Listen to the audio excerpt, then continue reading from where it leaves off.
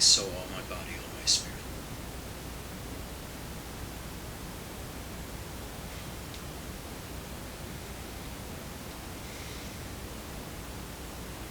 Today we're going to talk about love and devotion.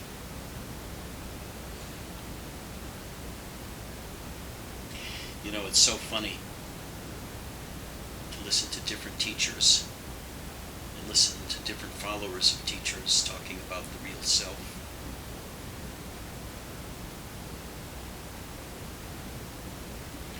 As if attaining the real self is an end in itself. I can't find any of me. That's not my real self.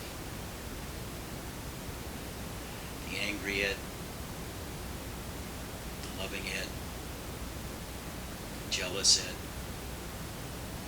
pissed off Ed, the sleeping Ed, the dreaming Ed, the waking Ed.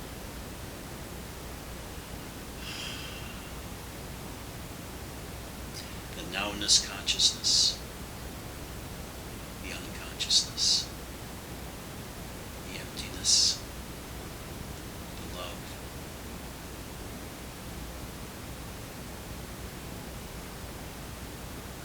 It's all me. It's all you too. Everything you experience from your point in space and time as a human being, from the most transcendental experiences to the greatest love experiences and the greatest bliss experiences, the greatest sadnesses, the greatest sense of loss, the greatest physical pain, the greatest emotional pain. It's all you. It's your world. You created it. Some teachers will have you believe that there's no world outside of the one that's in you. Change that world and you change the external world. That's bullshit. There's a real world out there which you see and create and make after your own image, so to speak. But essentially your whole world is complete unto itself.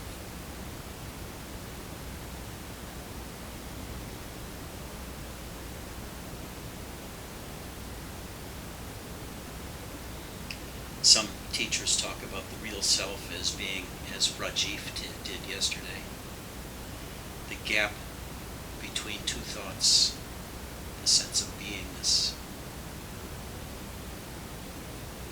God, if only it were that simple. That's not 1/10 of what you are.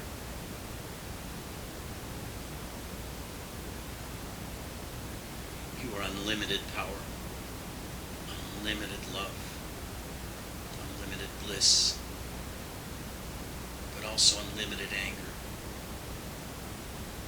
unlimited rage, unlimited pleasure, unlimited suffering. All of these are available to you. All are you. And when experienced fully, result in the most unbelievable bliss. The greatest physical pain, if felt deeply and experienced and washed through you, turns into a trembling of bliss. The same with depression, the same with rage, the same with jealousy, the same with anger, the same with love. Underneath all of these emotions is a river of bliss, bliss and ecstasies.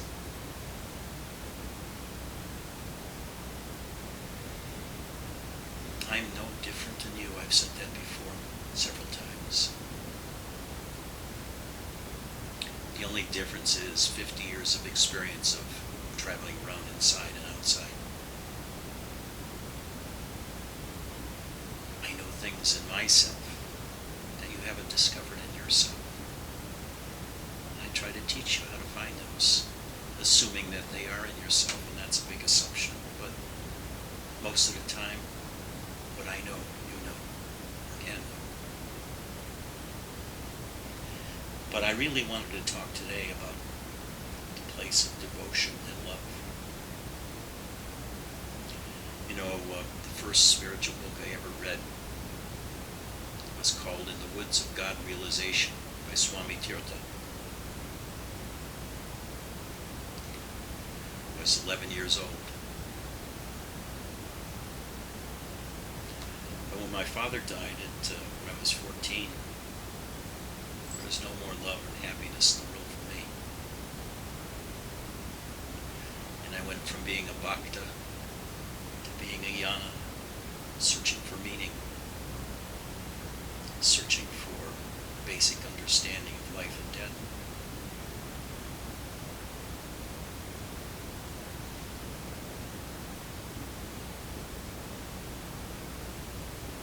Unfortunately, I became a bhakta again. And like I said before, there are two selves. There's the self that witnesses everything, and you can never know, you can only be.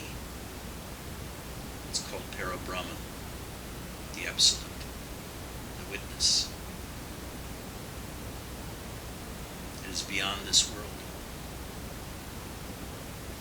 Isn't it strange?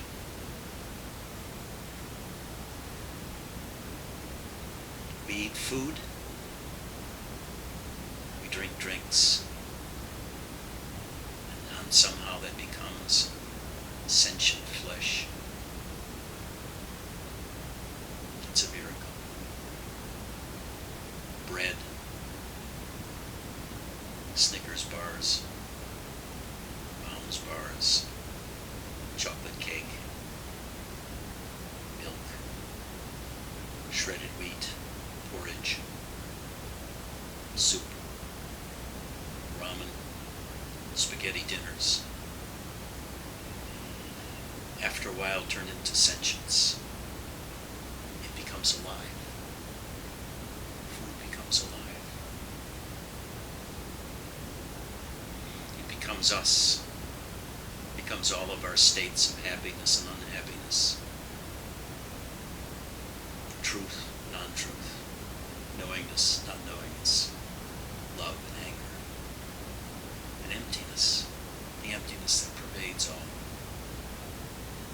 Which you only get to know after years and years of meditation on the inside.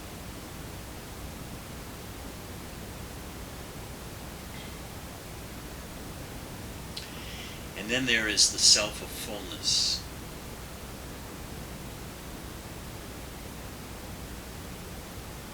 It's when you finally get away from the transcendent witness and make that leap into your bodies, into your sense of presence, and identify with it. The essence of food, as Nisargadatta would call it, which is sentience. Bread has become sentience. Rather than watching the whole process, you become it. You throw yourself into sentience, you become the world. You become your own love, you become your own energies. The explosions inside, the love inside, it's all you.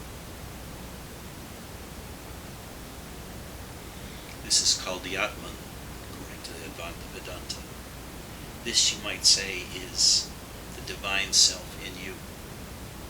It's no longer the witness, it's no longer Shiva, which is beyond all, above all, beyond everything.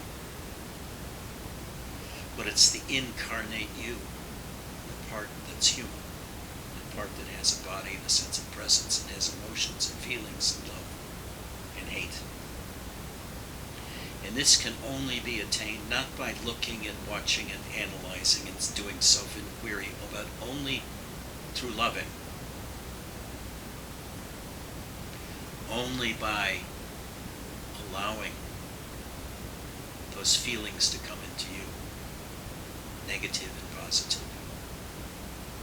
If you try to run from the negative feelings to get away, you also get away from the positive feelings.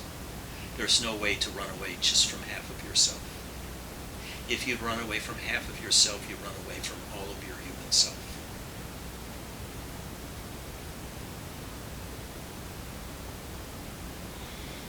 So I need to talk about love. The strange thing is, people think they know love. And they know it in terms of romantic love, or love for one's children, or for one's mother and father.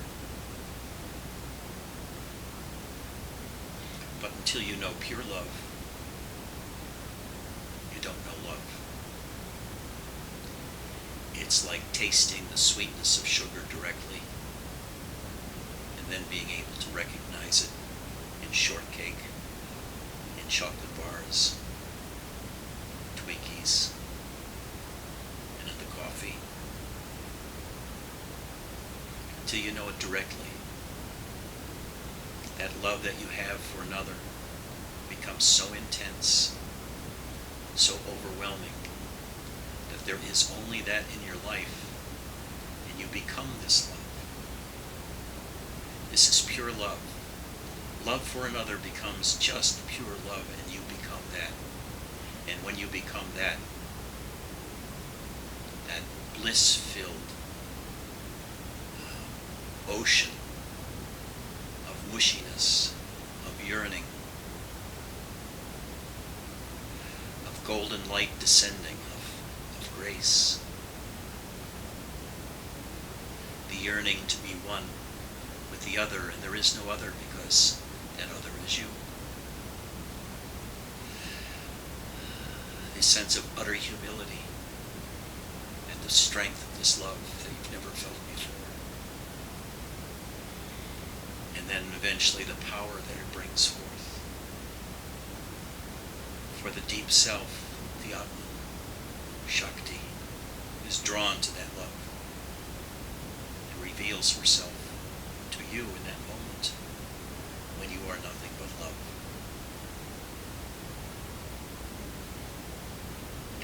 So it happened to me many times. So it's happened to some of you. And it will happen to all of you if you just persevere. But I wanted to mention at this point, you may have noticed that Dia and I are doing things together now more and more. We'll be doing a retreat probably in Los Angeles in April. The Mount Baldy thing didn't work out. They weren't communicating very well, and their dates were not very good for our things, so we're going to try to find a place right in Los Angeles. And recently she, on Kindle, My Heart's Flame, which has millions and millions of people that look at it, talking about doing things together. Now, I hate to use terms like this, but Dia is a little bliss bunny. If there's anybody that knows about love and knows about bliss, it's she.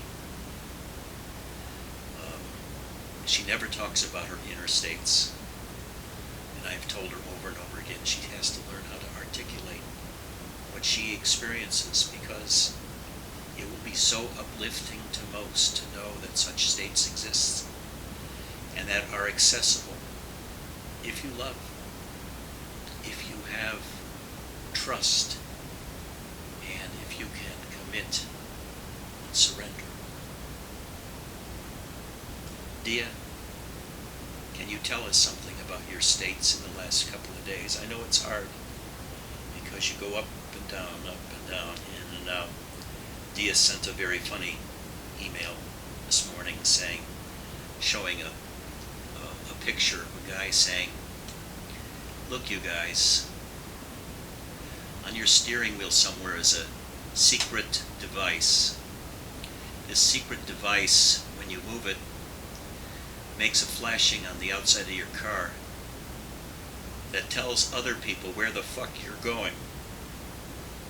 And she said, maybe someday I'll have my own secret device to tell me where I'm going, because the places she visits are beyond this world. And if you just listen to her, and resonate with her, feel her closeness, when she talks about those states, you can experience them too. You know it by listening to her, the truth that she speaks. Dia, what can you say at this moment? about where you've been for the last couple of days and what you felt.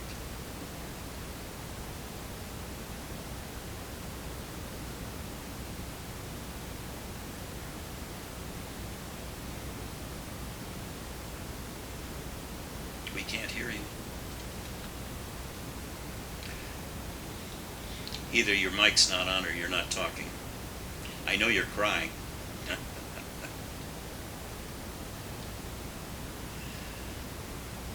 Articulate it, please. Let us know what people can feel, what they can experience.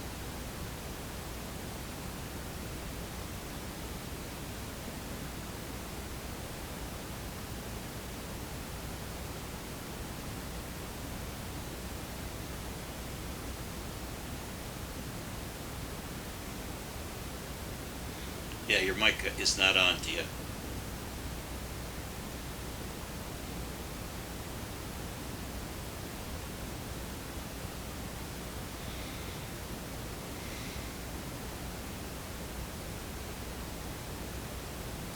Dia, how do you feel right now?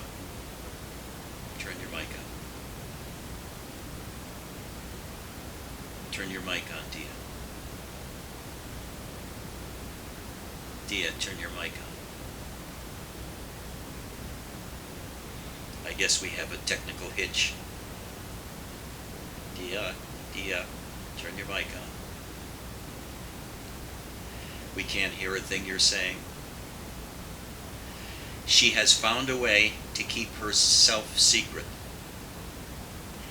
She has created a world in which her microphone doesn't work, so she doesn't have to be on and saying anything. I know you're talking, but we can't hear you.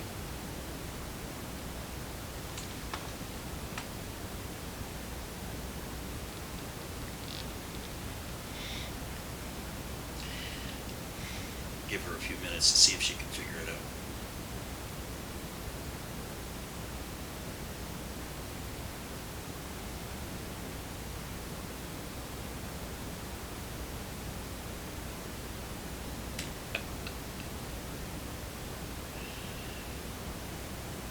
Dia, can I speak for you and tell you some of the things that you've experienced?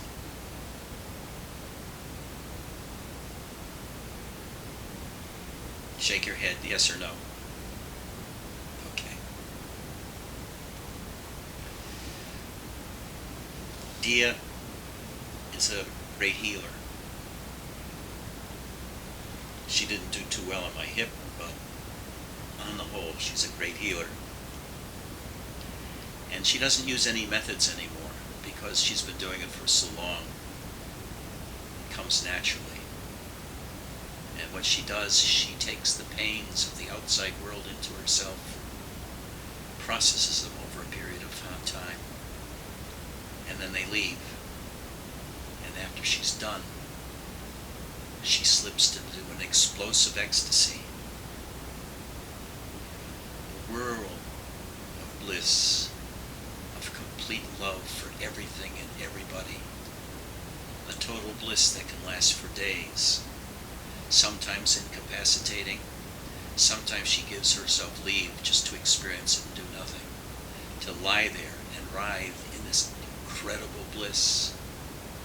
And then a few moments later, there'll be a great stiffness entering her body, an unbearable pain as a new wave of things to be cleared and washed through take her. And this is followed by a period of pain and suffering, which again is cleared, and followed by bliss, tremendous bliss, and just dancing and dancing and dancing, physically dancing, unable to stop because of the bliss, the excitement, the feeling of God within her, the divine within her, holding her like a little child being held in the grip of God, feeling grace, feeling love, feeling happiness, and feeling total forgiveness, total acceptance, total beingness, total happiness, and over again, the feeling of Robert being there, taking care of her, taking care of the lineage. And she just wants to drop to the ground, face down, with her hands out above her, paying grace to God, paying obedience to God, surrender to God, who gives her these hours and days of bliss and her ability to heal hundreds and thousands of people at once. The list of things she's done in healing is astronomical. The things I hear from other people too about her power.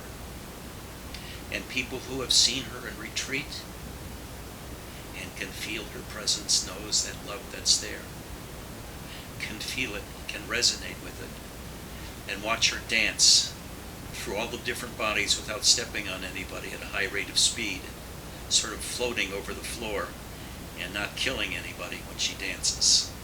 And then, of course, we have our Matthew, who dances the funky duck. Nobody else danced. Just, well, yes, there was, what's her name? I forget. Mary danced also. But Dia's state is remarkable. I've never been able to achieve the kind of constant access to bliss that she has. And in a sense, she is an embodiment of the Bhakta. She's the complete Bhakta.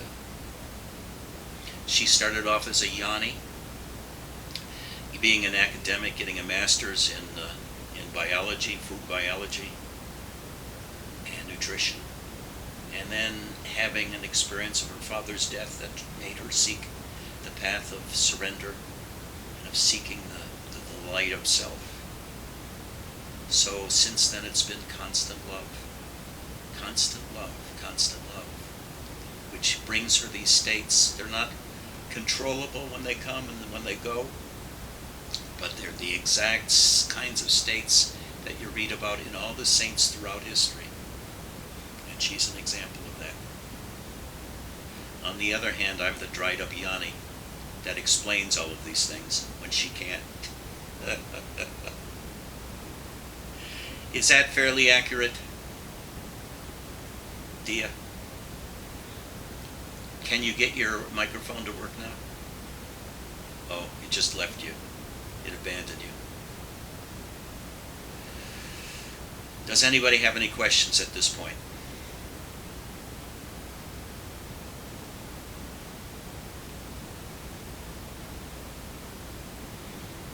Are there any questions?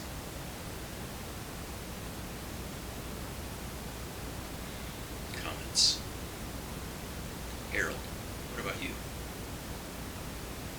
I see that halo around you. You may say it's just the luminescence from your screen, but I know it's your aura. You have a white aura and the top of your head is gold.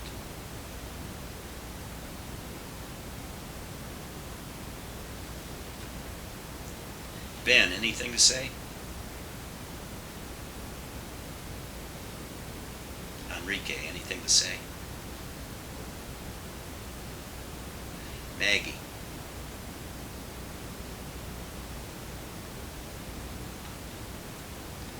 Ausar, anything to say? Max, anything? Do you have your hand up, Enrique? Okay. Dia, do you have anything to say? Matthew, anything to say?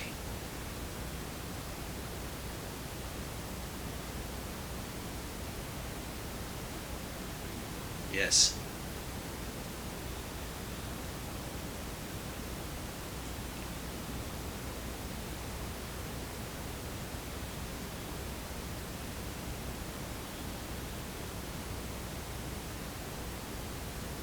Yes. The out of control feeling is only there when you're trying to control it. If you don't try to control it, it never feels out of control. It just washes through you. Once you give up the attempt to, it's a little like painful bowel movement. Do you know when you have one of those big ones and it's big, this big, and it's trying to go through something this big, and you try to squeeze it Make it a little narrower so it doesn't hurt so much when it's going through. And you let it go through about 1/10 of an inch at a time, then you squeeze the next portion. And it hurts and hurts, and then you squeeze down on that portion. And then you have to squeeze and push it a little to squeeze down the next portion. But it's so big, and it wants to go through such a little place. And that little place hurts. But there comes a point, I think, where you surrender, and the anus opens up. It just relaxes. And that shit can slip through like slippery eel. When you no longer try to control it, and you relax and let it go through, it don't hurt. I won't give the analogy of childbirth since I've never done that.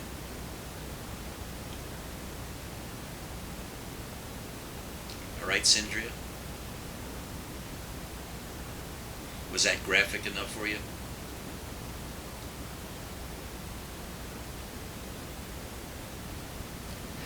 Charlie, anything to say? Nobody has anything to say. Okay.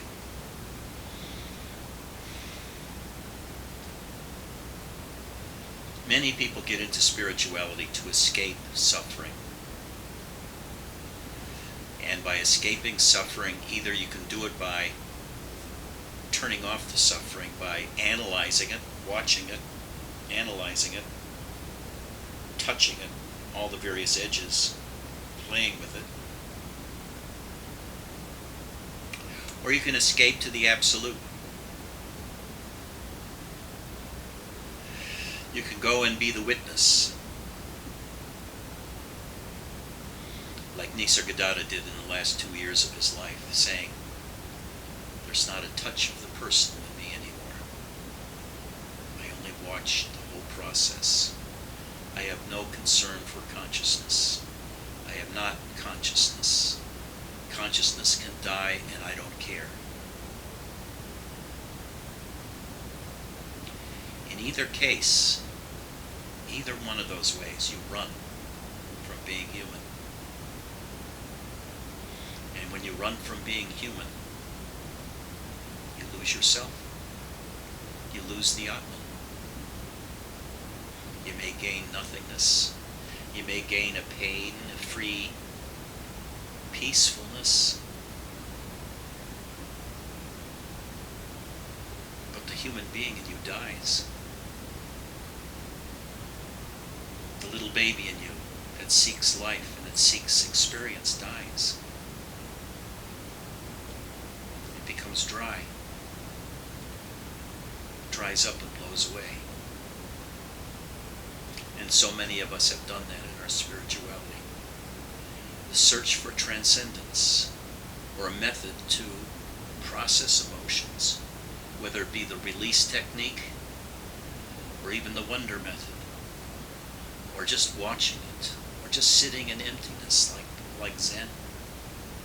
All the ways of processing our experience remove us from the experience, turn us into witnesses.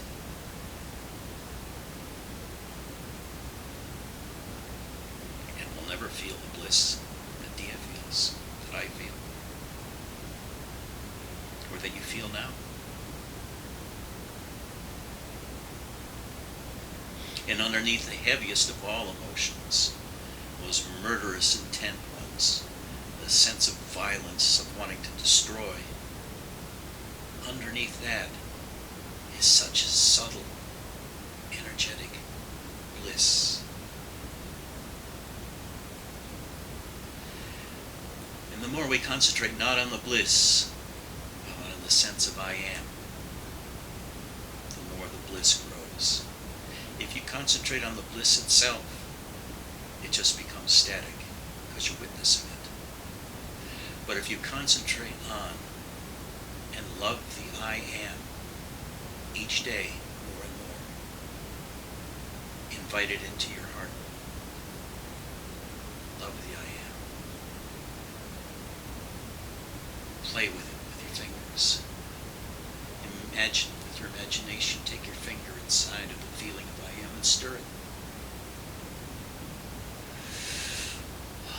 Suck it into your lungs. Let it come into your heart. Let it go where it wants to. Feel the light in the sense of I am. And the I am gradually grows into a powerful sense of presence, with bliss, with ecstasies, with the feeling of gratitude, with the feeling of power, with the feeling of ownership of everything in the world as well as yourself. It's your world.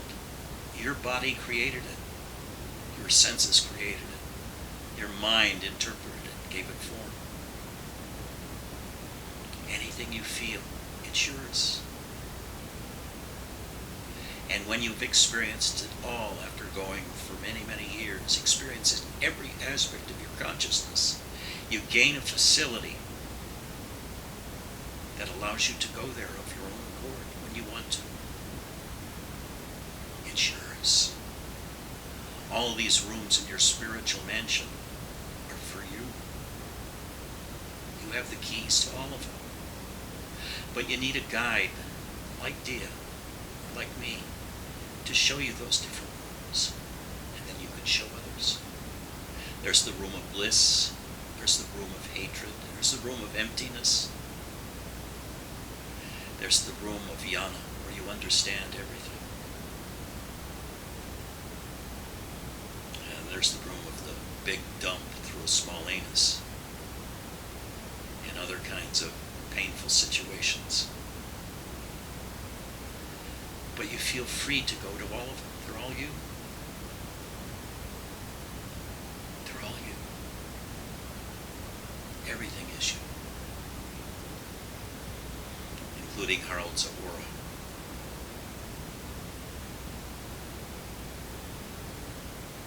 Yes, go ahead. Ganesh has a question. He's going to be typing it. Matthew's going to read it, and I'm going to repeat it for the other camera. Question?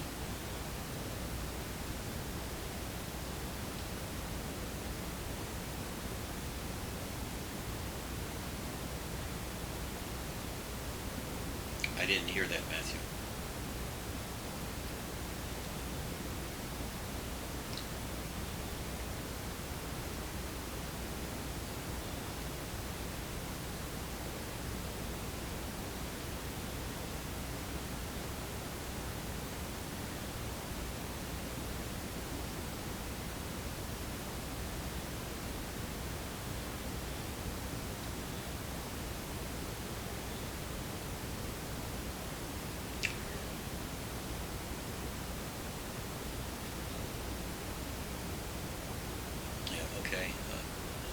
Ganesh said something to the effect, little positive things can cause great happiness in us, and little negative things can cause great unhappiness and pain in us. Where's the transcendence? Where's the absolute? Well, you're at the wrong satsang. I don't emphasize it.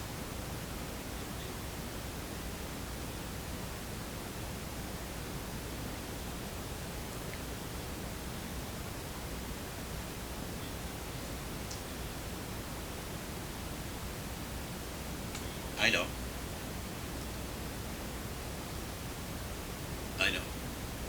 So he says, where's the transcendence? And I'm saying you're in the wrong satsang. Because I'm not emphasizing transcendence. I'm emphasizing self-realization.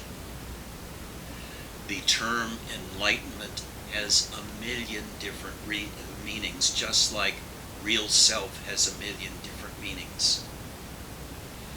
For Robert, transcendence was going beyond emotions, going beyond the world, and resting in nothingness. And he found peace in that nothingness, and he liked it there. I didn't. I was there for 15 years.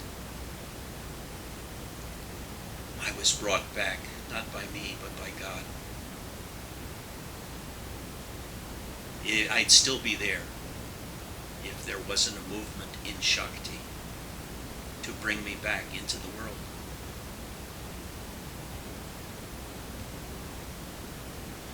bring me back through the act of love, my own love for another, and another's love for me, pulled me back from emptiness and from transcendence into life and into the self-realization that I talk about in my book and that Dia talks about. We're talking about the self of the human, the embodied self, not the divine self, not the transcendent self, which is even beyond God, but of the divine that acts through us as human beings. A touch of compassion, a touch of empathy that connects us all together, which acts through this body into the world. Those who transcend lose their bodies. Those who transcend lose their humanity. They may find peace, but what they lose is the magnificence and the hugeness of the personal self, which is joined with the Atman and is joined with the divine with an infinite amount of energy to act in the world and interact with the world. I call it returning to the marketplace, which is what Zen calls it too. Going from the transcendent states of samadhi and satori and bringing it back into the world through an act of love,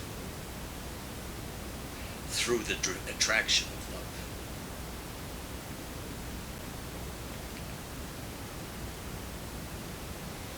There's one other thing to remember, that the bliss and ecstasies sort of are a reward for one's spiritual efforts. It's not good enough for the mind to have its reward. Sometimes the body needs its reward to continue on in the spiritual practice, to persist. But it's only a reward, it's not the end. Bliss and ecstasies are not what you want to be. They're just something that happens to you that's pleasant, attractive, and a reward. It's really more necessary to love oneself, because knowledge of the self also grows. When you love oneself, when you're looking inside and you feel that self, and you love it, who's loving it? The self is loving itself. The self is loving itself. And you're allowing it to happen inside of you. You who are the self, allowing yourself to love yourself. And as you love that self, as you focus on the I am, you feel the I am, invite it into you. The blissful states grow, but so also does your knowledge of the self, of that I am, of the depths to which it goes, the roots of it in Turiya, and how the stalk passes through not knowingness, causal body, and then how the self suffuses the subtle body with all the energies from Kundalini to the healing energies, to the pulsating energies of Chi that go throughout your whole body through the meridians. All of these become knowable by you, not by book knowledge so that you can talk about them, but knowable in the sense that you feel them. And just by feeling them, you know things that others don't. You grow wider in terms of your knowledge of the self. And you're more and more satisfied with yourself, because yourself is far richer than you ever believed before. You can spend days and months just resting in yourself, because it's like being on a trip, a cruise, 30-day cruise through the Caribbean, going to the South Atlantic, going to various ports. It's just pure relaxation, watching yourself, feeling yourself, being yourself, talking about yourself, exploring yourself, and letting the self express itself through you, letting that divine aspect of yourself express itself through you. letting yourself be your brother's keeper, letting yourself be a font of compassion, letting yourself be the good shepherd of all sentient beings. This is what I teach. This is what Dia teaches. It's not good enough to realize yourself, but to be that self in the world for the betterment of sentience. That self in you loves the self in others. That sentience in you loves all sentience. It's only when it gets twisted and distorted and injured that it becomes angry, it becomes hurtful of other sentient beings and destroys other sentient beings. But when you rest in your own love of yourself and acceptance of yourself and inviting it into yourself, there's only happiness. Total human happiness that's outside of even the bliss. A happiness that's with you all the time.